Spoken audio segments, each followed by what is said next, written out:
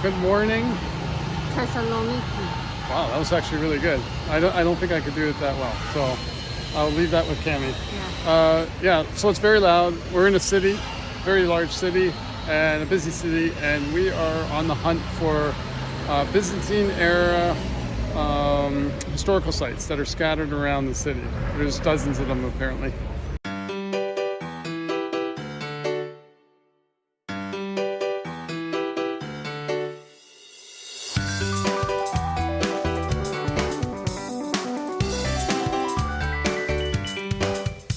Today we find ourselves in Thessaloniki, a 2,300-year-old city that was very important to the spread of Christianity.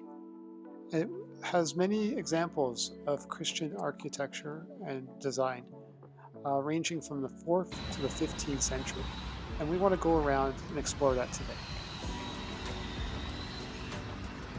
Our journey today is all by chance. We're just wandering around the city on foot, going to the sites that we have on a map from UNESCO to basically see if we can take a look at anything and learn as we go. We were lucky right off the bat. We were able to go into the very first church we visited. Our second stop, we weren't as fortunate, but we did get to see the outside of this Byzantine bath. We continued to wander around and we kept coming across sites like this. Architectural sites just located what seemed randomly in the middle of the city. We carried on, just making our way from point to point. We found ourselves here, and we took a quick look around. We were very lucky again here. We were able to enter the church. We dressed appropriately and were quite subtle with our actions. Were able to take a couple little video clips here, show you the inside of the church. As these churches are not very touristy, they don't charge any admission. As such, we generally won't take video inside the church. But if we do take any such video, we make it a point to contribute a donation to kind of contribute to the preservation of the church and the atmosphere. It was so beautiful.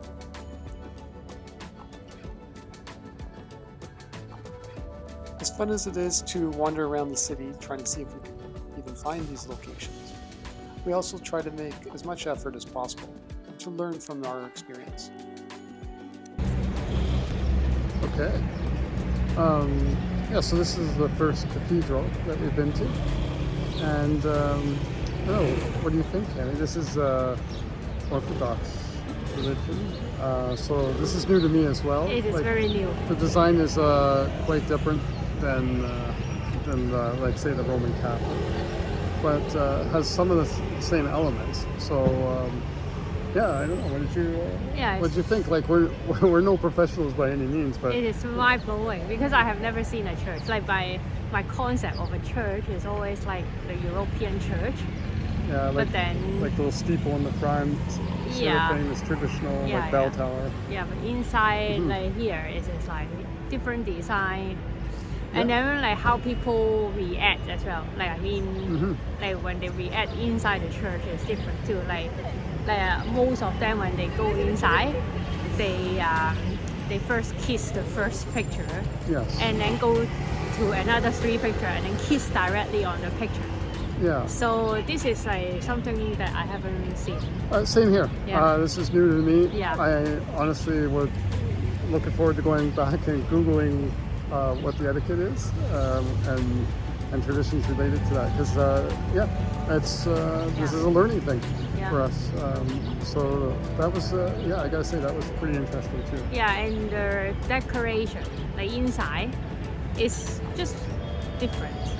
It is, yes. Yeah. I noticed some elements were changed. I didn't see Stations of the Cross on the side of the side walls. Again, something I'll be Googling tonight to learn more about. Yeah. And that's why we're here, to learn. But so we're learning together here, guys. Because this is a little bit different than I'm used to as well. And very interesting, but still stunning inside. Very beautiful, for sure. Like it's a wonderful cathedral here. Yeah. So this is not the biggest. Like, we haven't been to the biggest. Oh no. Yes, Okay. yeah. Okay. So we have more to explore then. Yeah. So let's see what we can find out here. There's quite a bit more to come, as you can see from our map. Places like this little church, which actually was quite interesting to visit, and we were able to go in. Although it was quite small, we didn't take too many photos in there to share. I recommend going though, if you get a chance. We also carried on to this other church, which is just down the road. Again, very beautiful. We again refrained from taking photos there, as it being so small, we would be standing next to people who were praying. But definitely worth the visit. As we continued wandering around the city, we kept coming across things like this. This is again another archaeological site that is literally under the city. So it's fascinating just to see how well it's been preserved here, and shows the contrast from the city and their both modern and old. Here's another example of that. As we carried on, we were eventually able to find the city wall, which used to encompass the entire area of the Paleochristian, or at least the old city back in the day.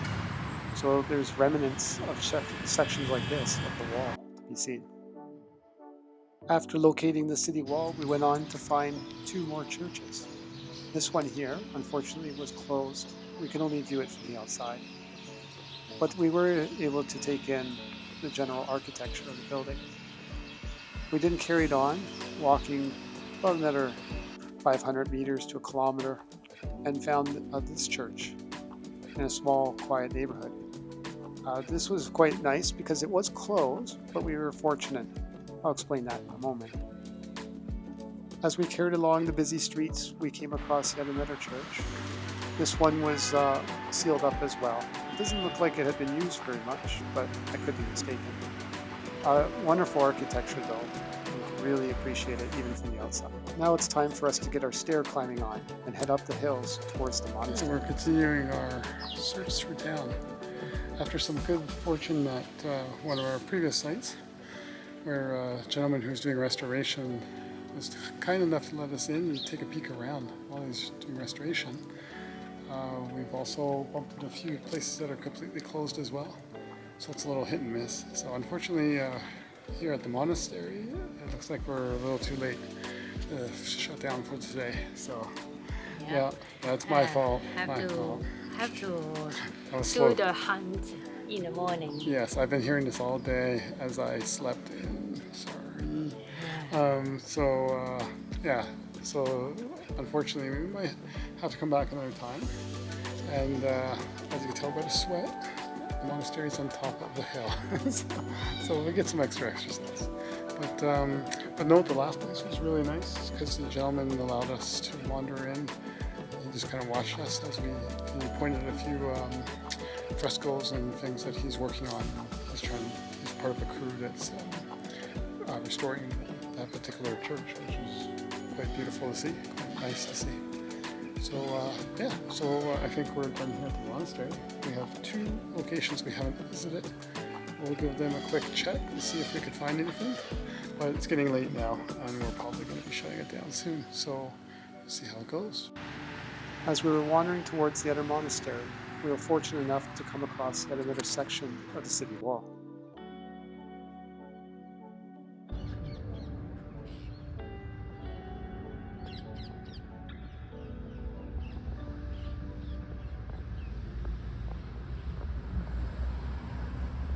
We highly recommend a visit to this monastery, as it offers spectacular views looking down out and over the city. It is quite nice. I would imagine it has beautiful sunrises.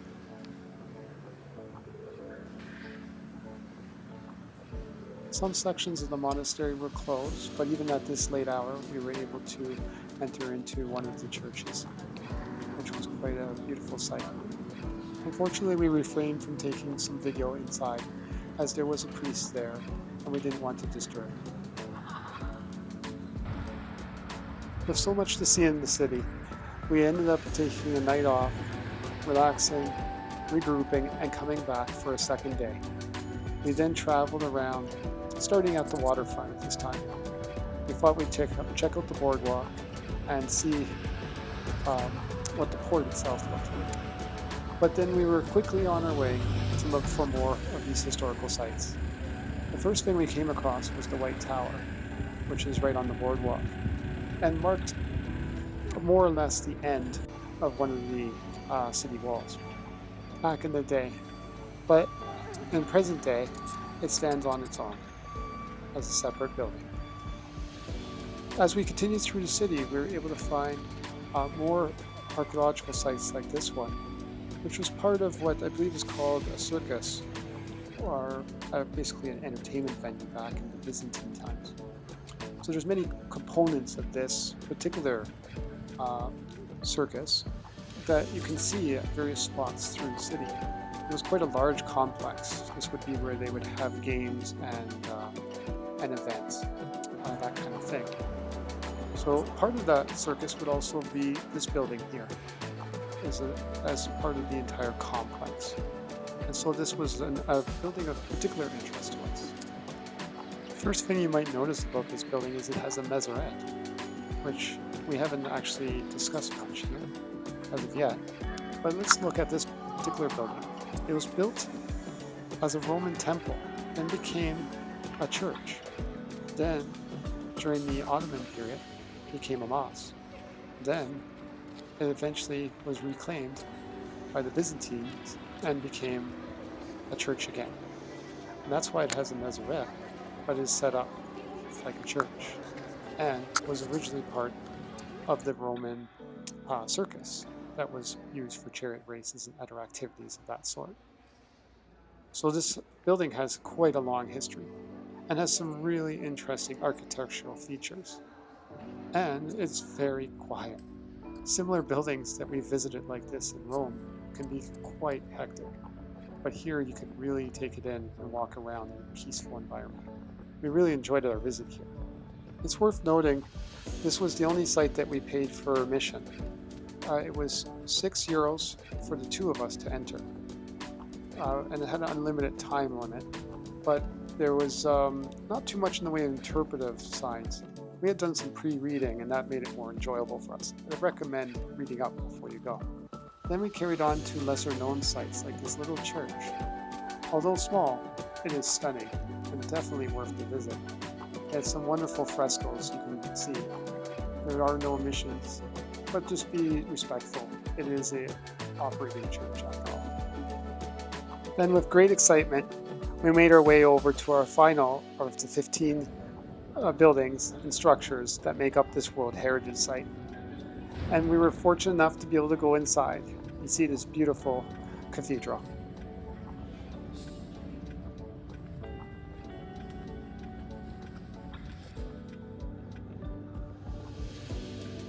We took a little bit of video here to share with you, and we made a small donation. Then we wandered around. There's many interesting components to this building that I won't go into detail with. But one thing that I found very curious was beside the altar, there's a small half-sized door that allows you access to a basement of sorts, where there's a passageway that explores several chambers all underneath the altar. But after you've explored that, you can pop back out on the other side of the altar. And we hope one day you'll have the opportunity to travel around Thessaloniki yourself and explore the busy streets. Although somewhat chaotic, it is very rewarding to explore this city. Just so much history, and it's such a wonderful place if you take the time to look deep for these hidden gems.